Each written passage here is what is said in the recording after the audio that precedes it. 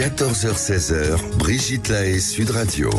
Nous évoquons les chansons d'amour avec Christophe Médicis qui est avec nous, auteur de Découvrir sa mission de vie par la mélothérapie aux éditions Lanor. Alors ça ne parle pas que des chansons d'amour, hein, votre livre bien sûr, mais bon, on a choisi en ce début d'été les chansons d'amour évidemment. Et je précise que vous faites une conférence le jeudi 31 juillet à Nice à 20h. Et donc vous pourrez découvrir votre mission de vie en musique. Si vous voulez vous inscrire, vous allez sur le site mélothérapie.fr. On retrouve Catherine maintenant. Bonjour Catherine. Bonjour Brigitte et bonjour Christophe. Bonjour Catherine. Merci à vous de me recevoir à l'antenne. Je vous en prie. Bon, alors moi, ma chanson depuis toujours, j'ai 62 ans et depuis que je suis une jeune adolescente, moi c'est le premier pas de Claude Michel Schoenberg. Le premier pas d'amour dans son lit jour après jour. Elle me dévoilera son corps. Alors, je peux vous faire une confidence, Catherine. Je crois qu'il n'y a pas un karaoké où j'ai pas joué, où j'ai pas chanté le premier pas de Claude Michel Schoenberg, qui est une de mes chansons préférées, et j'ai souvent gagné. Parce que c'est un chef-d'œuvre absolu d'amour. Parce qu'au début, c'est une très très belle chanson. Et Christophe chante très bien. Vous êtes adorable. Non, mais c'est vrai. Merci. Et vous savez qu'en plus, c'est au départ un homme timide qui n'arrive pas à déclarer sa flamme. Vous êtes bien d'accord, Catherine, hein? Oui, on est bien d'accord. Oui, je suis bien d'accord. C'est ça. En fait, moi, cette chanson, elle m'émeut. Chaque fois que je l'entends, et je l'écoute depuis très très très longtemps. Et à chaque fois, j'ai des frissons en fait quand je l'entends. Alors vous savez que donc si je comprends bien, c'est une chanson qui vous émeut, mais qui n'est pas liée particulièrement à quelqu'un.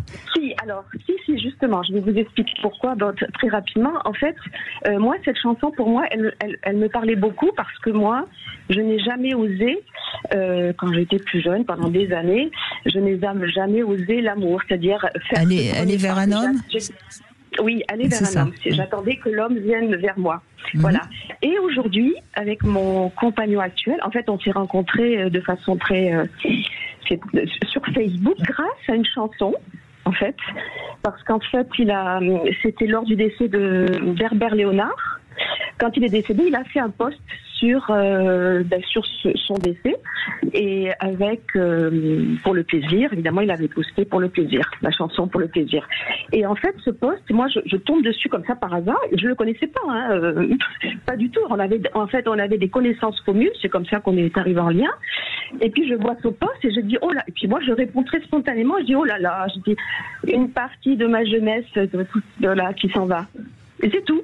Et en fait, puis, quelques jours après, en fait, il me contacte via Messenger et en fait, notre histoire a démarré comme ça. Et là, c'est vous qui avez fait le premier pas, Catherine. C'est vous qui avez fait le premier pas de Schoenberg. Exactement. Et vous savez, Brigitte parle de show conférence que je fais sur la mélothérapie là. Eh bien en fait, nous on fait des pastiches des chansons que j'aime. J'en fais un pastiche mélothérapeutique, vous voyez. Et le premier pas, je l'ai transformé parce que vous savez, Nagui, dans N'oubliez les paroles, quand tu connais les paroles de la chanson, tous ceux qui regardent cette émission le savent. Enfin, soit dit en passant, Brigitte, ça nous montre comment les Français aiment les chansons. On est bien d'accord. Tous les soirs à 19h depuis 2007, 2,5 millions de Français ont rendez-vous avec Nagui et les candidats de Nagui. Donc 2,5 millions, il bat même tous les prime time de ça. Et qu'est-ce qu'il fait? Ils disent je bloque les paroles. On est d'accord, Catherine? Eh bien moi, à un moment donné, je débloque les paroles et je fais une version mélothérapeutique, par exemple du Grand Amour. Le premier pas, je l'ai appelé le Grand Amour, vous voyez. Et donc, d'ailleurs, Brigitte, je peux me permettre pour faire un cadeau d'été aux fans de l'émission, les premiers qui nous enverront leur chanson française préférée sur mélothérapie.fr, j'invite 10 personnes au show conférence du 31 juillet à Nice. Si vous êtes sur Nice ou dans les environs, dans la région, voilà, dans la région, envoyez-nous sur Mélothérapie. Catherine, vous êtes dans le coin? Non, vous êtes ailleurs, vous sûrement. Non, pas vraiment. Vous êtes ailleurs. J'habite à Toulouse, côté de Toulouse. Ah oui, c'est l'autre sud-ouest, c'est le sud-ouest. Voilà, donc ça nous permettra de voir quel sens vous pouvez donner aux chansons. Et vous, le premier pas, vous avez eu de la timidité pendant un temps. Ouais. C'est ça, exactement. Donc, et en fait aujourd'hui, quand on a commencé à échanger, c'était pas que c'était timide, mais et en même temps, j'ai encore osé aller plus loin en lui disant, et je lui dis concrètement maintenant, qu'est-ce qu'on fait? Parce que on se parlait, on s'écrivait. Je dis maintenant, ça suffit. Oui, mais c'est bien. Alors bravo Catherine, mais on voit peut-être ce qu'on pourrait dire, c'est que cette chanson qui est quand même beaucoup plus ancienne que la relation que vous avez commencée, hein, visiblement, puisque oui, bien sûr. Herbert Léonard est mort il n'y a pas très longtemps. Donc ça veut dire que cette chanson, au fond, elle a fait son chemin dans votre cerveau et vous vous êtes dit, au fond, les hommes aimeraient quand même plus souvent que les femmes fassent le premier pas. Et donc vous avez osé le faire. Il y a dû y avoir un... C'est très juste ce que vous dites, Brigitte, parce qu'il me l'a dit après, en fait, que ça lui avait plu. Mais oui. Que je sois venue vers lui. En fait, voilà, parce que ça l'a beaucoup intrigué. En plus, on est sortis tous les deux d'une histoire avec des histoires respectives qui étaient un peu compliquées, où on s'était un peu mis à l'abri de tout ça, en se disant plus jamais. En tout cas, c'est ce qu'on dit souvent après une rupture difficile. Oui, on dit tous ça, plus jamais ça. Et puis on retombe malade. Là, exactement. En fait, c'est ça. Une fois qu'on est guéri, de notre rupture, on retombe malade. Hein. C'est quand même une vraie maladie d'amour. Et même si ça devient ma plus belle déception de Linda Lemay, vous la connaissez aussi celle-là, pour tous ceux qui nous écoutent, écoutez-la. Quel chef-d'œuvre absolu, je vous l'ai fait écouter, Brigitte. C'est un bijou absolu. C'est toujours ma plus belle déception, le prochain sera encore ma plus belle déception, mais je m'en fous, j'ai envie d'être à nouveau déçu. J'ai envie d'être à nouveau déçu, voilà. Je veux être à nouveau déçu. Mais oui, mais la vie c'est ça, c'est qu'elle nous réserve de belles, aussi bien de très belles surprises que aussi de grandes déceptions. Mais en fait, c'est oser la vie. En fait, moi, ce que je n'osais pas, parce que je n'osais pas la vie pendant des années, voilà, pour des raisons personnelles. Mais aujourd'hui, j'ose la vie et donc j'ose l'amour. Mais l'amour, c'est une aventure. Et vous savez ce que dit toujours notre ami Mike Horn, qu'on aime beaucoup ici à Sud Radio. Il dit, avec son accent sud-africain, il dit, la personne qui attend d'avoir 100% des réponses pour partir à l'aventure, elle part jamais. Quand tu pars dans l'aventure, t'as 5% des réponses, les 95% tu les trouveras dans l'aventure. Mais excusez-moi, on le dit à tous ceux qui écoutent cette magnifique émission, les amoureux sont de grands aventuriers. Mais oui, c'est pareil en amour. Exactement. On rencontre quelqu'un, on en connaît quoi? On connaît la face apparente de l'iceberg. Ouais. Et voilà. Et on plonge. Et on a bien raison. Parce que j'ai souffert souvent, je me suis trompé quelquefois, mais j'ai aimé. C'est moi qui ai trouvé, c'est le monologue de Perdiccas dont on ne badine pas avec l'amour, Brigitte. Et c'est tellement beau. Et relisez tous Musset, parce que voilà un grand romantique. Et si on fait une émission romantique à souhait aujourd'hui, pour l'été, c'est bien que les gens aiment les histoires d'amour et les chansons d'amour, parce que ça réveille notre romantisme. Et c'est bien d'être un peu romantique dans une période qu'on manque tant. Vous êtes d'accord, Catherine? Qu'on manque tellement. Complètement. Franchement. Mais d'ailleurs, oui, pardon, allez-y, Catherine, je vous en prie. Non, c'était juste pour dire qu'avec mon compagnon, on s'envoie tous les jours, ou peut-être pas tous les jours, tous les 2-3 jours, une chanson. Super. Voilà, qui nous a plu.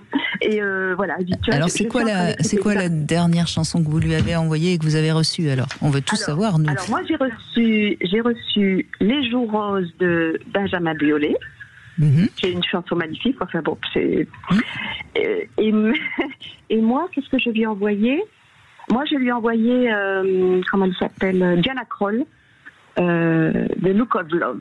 Le regard de l'amour. The Look of Love. D'accord. Donc vous êtes sur le visage là, tous les deux. Moi j'ai un problème avec Biolay, donc vous vous rappelez, une fois on en avait parlé. Moi je passe mon tour. Non, mais ce qui est important, son univers n'est pas mon univers. Christophe, chacun son. On parle de Catherine, on ne parle pas que de vous. On est d'accord. Ce qui est important, c'est de savoir si la chanson qu'il vous a envoyée vous a plu et la chanson que vous lui avez envoyée lui a plu. Oui. Totalement. D'accord, donc vous avez tous les deux été séduits par la chanson de l'autre.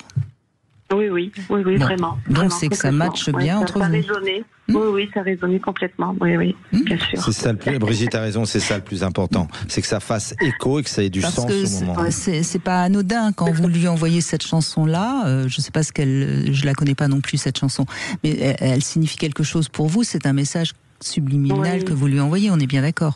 Oui. On est bien d'accord. Parfois à l'époque subliminale d'ailleurs. Oui, je me rappelle d'une amie qui, elle, était hétéro, mais elle est une femme lesbienne, et elle a bien le droit, était tombée raide dingue d'elle. Mais elle le savait pas vraiment. Elle travaillait dans la même entreprise, Brigitte, et un jour, c'était les pans des CD dont vous parliez tout à l'heure. Elle reçoit comme message vraiment très explicite une femme avec une femme. De Mécano, que tout le monde connaît, cette magnifique chanson d'une femme. La fille lui disait, écoute, si tu veux, je veux. Le problème, c'est qu'elle n'était pas du même bord. Et donc, elle était légèrement, elle a été claire, mais voilà. Elle lui a envoyé l'autre dans son bureau, elle lui a mis une femme avec une femme. On peut aussi se dire des choses par des chansons, hein. C'est une communication. Il y a des textes. Et d'ailleurs, juste pour rebondir là-dessus, il y a pas très longtemps, je lui ai envoyé une chanson, alors je sais plus ce que c'était, mais elle était en anglais. Et lui, tout de suite, il est allé chercher la traduction en français. Et en fait, c'était dramatique pour lui, parce que moi, je lui ai envoyé surtout la mélodie que j'aimais. Ah oui, là, il y avait... Et là, il y a eu un couac, parce qu'il m'a dit, mais tu es sûr de cette chanson? Tu sais, parce que tu as écouté les paroles? Et en fait, je lui dis, mais non, pourquoi? Parce que c'était des paroles tragiques, en fait, de rupture. Voilà. Et oui, il faut faire attention, hein. C'est un message quand on envoie une chanson. Faites attention, hein. L'expérience de Catherine va servir à éviter quelques drames cet été. Merci Catherine. En tout cas, ce qui est certain, c'est que le premier pas, on est vraiment dans quelque chose de très romantique. Ah, complètement. Moi, j'adore cette chanson. Qu'est-ce que je l'aime, cette chanson. Mais même, j'ai des frissons, vous voyez, le simple fait de vous l'entendre dire, j'ai des frissons, voilà. Donc, vous êtes une grande romantique, et ça, c'est clair. Et puis, on peut peut-être aussi, vous savez, Catherine, puisque Claude Michel Schoenberg, c'est un de nos grands compositeurs et auteurs de chansons, parce que c'est lui qui a fait la première version de cette comédie musicale qui fait le tour du monde depuis 50 ans, qui sont Les Misérables, vous savez. Et quand vous regardez le livret des Misérables, les premiers, hein, ceux de Robert Hossein au Palais des Sports dans les années 80, c'est quelque chose, Claude Michel Schoenberg, quand même. Vous voyez, Catherine? C'est pas rien comme auteur-compositeur. Pour moi, c'est un grand monsieur. C'est un grand monsieur. Oui. On l'a croisé il y a quelques semaines de cela. Il venait à l'émission d'un de notre collègue, Jacques Pessis, qu'on aime beaucoup. Vous savez que c'est à Jacques Pessis que j'ai dédié mon livre Découvrir sa mission de vie par la mélothérapie. Jacques est une encyclopédie de la chanson et des chansons, hein. Il connaît tout le monde. Il a connu Aznavour, il a connu Trenet. Et on a croisé, vous vous rappelez, Brigitte? On a l'impression d'être avec Jacques Pessis, là, tout d'un coup. Et Brigitte, on a croisé Schoenberg, on lui dit quand même. Mais... Bon, en tout cas, Catherine, merci beaucoup de votre appel. Je crois qu'on a Corinne, hein, qui est avec nous, qui veut aussi nous parler de sa chanson qui est une chanson de couple depuis tellement longtemps. Bonjour Corinne. Oui, bonjour. Merci d'être avec nous. Alors moi, c'est pas ma chanson de couple du tout. Non, ça n'a pardon. rien à voir avec ça.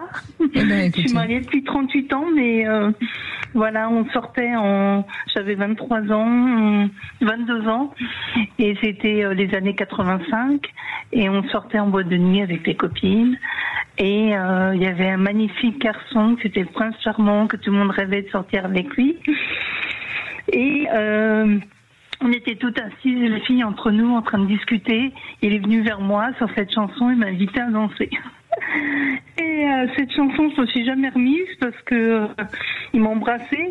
C'était le gars de rêve que toutes les filles voulaient sortir avec. Et c'est vous qui l'avez choisi. Il s'appelait Eric et il m'a choisi. Donc je suis allée toute tremblotante là-bas sur la piste. Mais c'était quelle chanson, Corinne? C'était Je danse avec lui, avec voilà, c'est Jérôme. C'est Jérôme. Moi, tout seul, dans mon coin. Ah là là, c'est Jérôme, mes premiers 45 tours.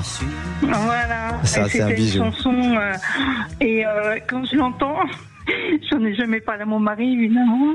Attention, il écoute, Corinne. Non. C'est un fan de Brigitte Lahaie. Je sais qu'il est au travail, donc il n'entend pas, c'est déjà pas mal. Mais j'ai toujours vibré cette chanson, je m'en rappellerai toujours. Mais avec ce fameux Eric, vous avez eu une histoire ou ça a été juste cette chanson? Non, c'était m'embrasser sur la bouche, alors là je m'en suis pas remise. Et après on est rentré avec les copines et on l'a jamais revu, donc voilà, c'était... ah oui, donc c'est vraiment... c'est vraiment... mais je crois que ce qui est important dans ce que vous racontez, c'est que c'est vous qui l'a choisi, quoi.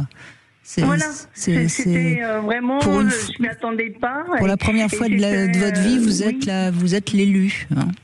J'étais l'élu, puis bon, il était toujours avec des super nanas. Enfin, c'était vraiment le gars que tout le monde connaissait, qui était vraiment Ah oui, le prince charmant, enfin bon voilà. Prince charmant, peut-être un peu Casanova quand même. Non, mais bon, voilà, on idéalisait la chose et je connais pas. Je sais que ses parents tenaient la boucherie dans une rue commerçante où habite ma mère. Donc quand je passe, je vois toujours la boucherie, ça me fait rire. Mais voilà. Alors c'est intéressant votre témoignage, Corinne. On va vous retrouver après les infos parce que on voit bien la puissance quand même là d'une chanson. On se retrouve dans un instant.